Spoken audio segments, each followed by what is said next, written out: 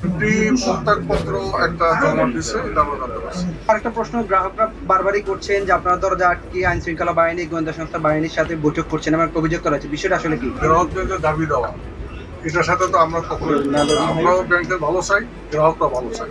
যেটা বিষয় হয়েছে যে বাংলাদেশ ব্যাংক থেকে নতুন চেয়ারম্যান নিয়োগ করা হয়েছে, আগের চেয়ারম্যান পদত্যাগের প্রেক্ষাপটে নতুন চেয়ারম্যান আসার পরে স্বাভাবিকভাবে উনি বোর্ড মিটিং দিয়েছে। এখন যেহেতু সকাল থেকে এখানে গ্রাহকদের তারা নতুন চেয়ারম্যানকে মাইনে নেওয়া না নেওয়া ব্যাপারে তাদের যেহেতু আছে, তাদের দৃষ্টিভঙ্গি আছে, ওনার এখানে একটা অবরোধ সৃষ্টি করার ফলে ওরা যখন দেখছে ফিজিক্যালি এখানে এসে মিটিং করা সম্ভব হবে না, তখনই তারা সিদ্ধান্ত দেয় যে জুমের মাধ্যমে মিটিংটা করা। সেই অনুমোদনটা বাংলাদেশ ব্যাংক থেকে নেওয়া হয়েছে।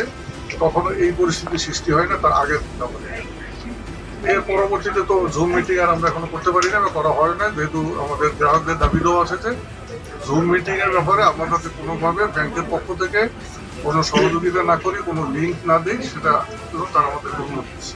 তাদের অনুরোধের প্রতি শ্রদ্ধা রেখে সম্মান করে আমরা সেটা থেকে বিরত থাকছি।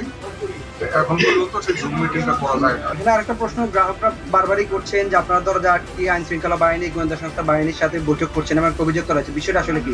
হ্যাঁ, এটা একদম ওইরকম কোনো বিষয় না। আইন শৃঙ্খলা বাহিনী আমাদের এখানে যখনই কোনো মব হয়, আমার এখানে আসে, সৌজন্য সরকার আমাদের কাছে আসে। বাংলাদেশ ব্যাংকের কেউ আসে নাই। আমি তাদেরকে অবহিত করছি যে আমাদের অনলাইন ব্যাংকিং গ্রাহকদের যে তাদের ইচ্ছা অনিচ্ছা করতে আমাদের সম্মান আছে, শ্রদ্ধা আছে, আপনারা করতে পারছি। আমি বলতে করবো, আমি তো এডিশনাল এমপি, আমার বলতে আমি এমনি চাপ দিয়েছিলাম গতকালকে, আমার পক্ষ থেকে প্রস্তাব দিয়েছেন, আমি তো এমপি। আমরা এই এমডি কি পদত্যাগ করেছেন? এমপি প্রত্যাগপত্র একটা জমা দিছে, এটা আমরা জানতে পারছি। এখনো ইয়া হয় না, এটা তো গ্রহণ হবে বোর্ড মিটিং। ওনার পদত্যাগপত্র যদি গ্রহণ না হয় তাহলে তো আজকে ওনার জয়েন করার কথা, কারণ ওনার কিন্তু 31 মে পর্যন্ত ছুটি ছিল, বোর্ড ছুটি দিয়েছিল। তাহলে কি উনি জয়েন করেছেন কিনা বা এরকম কোনো উদ্যোগ আছে কিনা? উনি হলো আমার প্রাক্তন কলিগ, আমরা লং ইয়ার্স একত্রে চাকরি করছি। জি, ওনার পদত্যাগের বিষয় হলো কমপ্লিটলি বোর্ডের সাথে রিলেটেড, এটা ম্যানেজমেন্টের সাথে রিলেটেড। আমি এডিশনাল এমপি, উনি এমডি ছিল, উনি আবার এমডি হিসেবে এসে বসে গেল, আমি কিন্তু আমার চেম্বারই আছি, এটা কিন্তু এডিশনাল এমডি ছিল। রাইট, সেটা ওইটার সাথে আমাদের সাথে বিষয়টা, ওটা হলো বোর্ডের সাথে। পুঁজিবাজারে বিনিয়োগকারীদের জন্য আপনার বার্তাটা কি দিবেন? আপনার দুটো পর্ষদ মিটিং করতে পারলেন না, বৈঠকটা কি বাতিল করলেন না পোস্টপোন করলেন? এটা তো বোর্ড সিদ্ধান্ত নেবে, ম্যানেজমেন্টের পার্ট। বোর্ড মিটিং ডিফার করা, পোস্টপোন করা, এটা হলো বোর্ডের ব্যাপার। বোর্ড যদি আজকে মিটিং করতে না পারে, তাহলে তারা পরবর্তী সিদ্ধান্ত নেবে। আপনি তো অ্যাক্টিং এমপি না, আপনি তো বোর্ডের অংশ, এখন বোর্ডের সদস্য। বোর্ড মিটিংটা হলো বোর্ডের যিনি চেয়ারম্যান, উনি নির্দেশনা দেবে বোর্ড সেক্রেটারিকে, বোর্ড সেক্রেটারি ওনার নির্দেশনা দিয়ে কাজ করবে।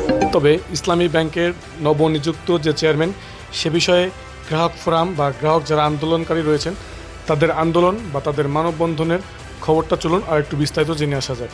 ইসলামী ব্যাংকের নবনিযুক্ত যে চেয়ারম্যান, যাকে এখনও পর্যন্ত দায়িত্ব গ্রহণ করতে দেওয়া হয়নি, ঠিক তারই অপসারণের দাবিতে আজকে তৃতীয় দিনের মতো ইসলামী ব্যাংক টাওয়ারের সামনে এই যে বিক্ষুব্ধ গ্রাহকরা, তারা একটি বিক্ষোভ সমাবেশ করছে।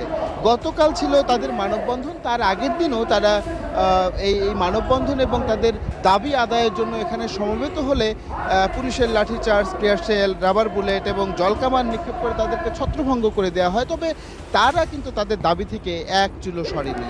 তারা নানানভাবে এটাই বলবার চেষ্টা করছে যে এসালম গ্রুপের স্বার্থ সংশ্লিষ্ট ব্যক্তিবর্গ যদি তাদের এই ব্যাংকটিতে দায়িত্বে থাকে, তাহলে হয়তো বা তাদের স্বার্থ বিঘ্নিত হবে কিংবা তারা সংক্ষুব্ধ হবে। তো আজকে তারা এই বিক্ষোভ সমাবেশের আয়োজন করেছে। বিক্ষোভ সমাবেশ থেকেই মূলত তারা পরবর্তী তাদের যে কর্মসূচি সেটি ঘোষণা করবেন বলে আমাদেরকে এই গ্রাহক ফোরামের কেন্দ্রীয় যে নেতা, উনি আমাদেরকে জানিয়েছেন।